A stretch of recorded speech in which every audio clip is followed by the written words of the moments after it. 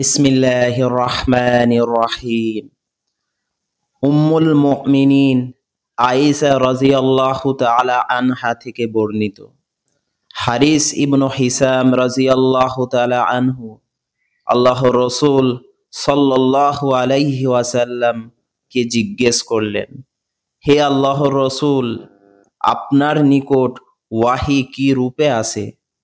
আল্লাহর রাসূল সাল্লাল্লাহু আলাইহি ওয়াসাল্লাম বললেন, কোনো কোনো সময় তা ঘণ্টা বাজার মতো আমার নিকট আসে, আর এটি আমার উপর সবচেয়ে বেদনাদায়ক হয়, এবং তা শেষ হতেই মালাক ফেরেশতা যা বলেন তা আমি মুখস্থ করে নিই।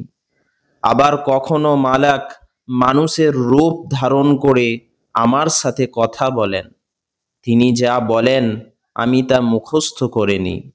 আয়েশা রাদিয়াল্লাহু তাআলা আনহা বলেন, আমি তীব্র শীতের সময় ওয়াহি নাজিলরত অবস্থায় তাকে দেখেছি।